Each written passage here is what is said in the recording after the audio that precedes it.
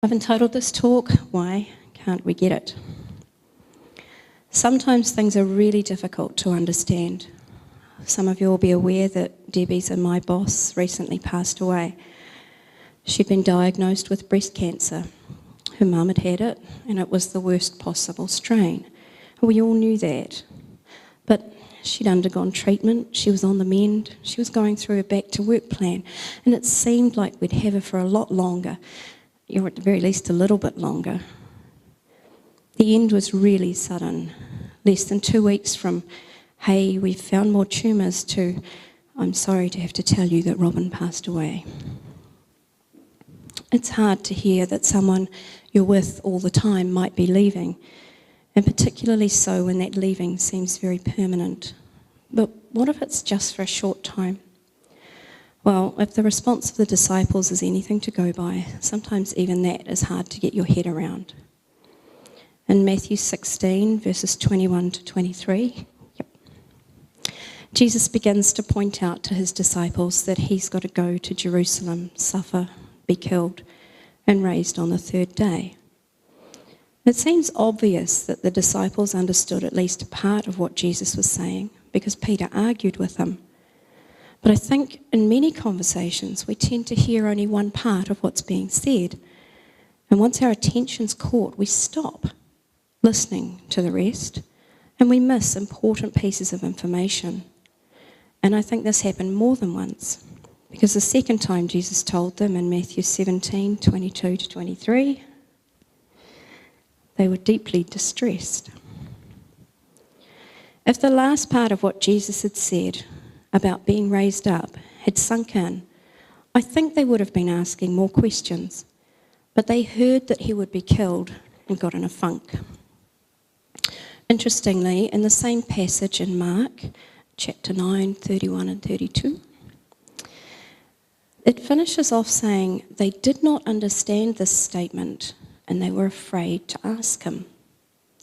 It sounds so clear to us with the benefit of hindsight. But perhaps because Jesus spoke in parables so often, they assumed this was another parable. Also, when he told them this the second time, they'd just finished asking him why they were not able to cast a demon out from a small boy. Maybe they were afraid to ask because they didn't want to emphasize to Jesus how much they still didn't understand. So the third time Jesus told them, he was even more specific in Matthew 20, 17 to 19. Listen, we're going up to Jerusalem. The Son of Man will be handed over to the chief priests and scribes. They will condemn him to death.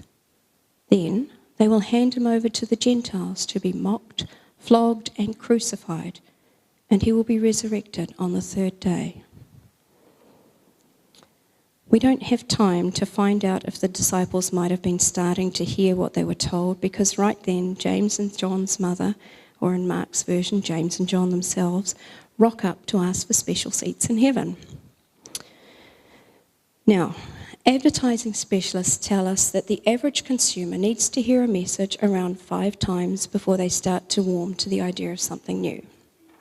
So it's quite interesting that the next time Jesus mentions his death, in Matthew 26, 1 and 2, he tells the disciples precisely when it's going to happen, in 2 days' time, but he doesn't remind them that he's going to be resurrected. And again, in Matthew 26, 11 and 12, when the woman pours oil over his feet, he only reminds them that he's going to die.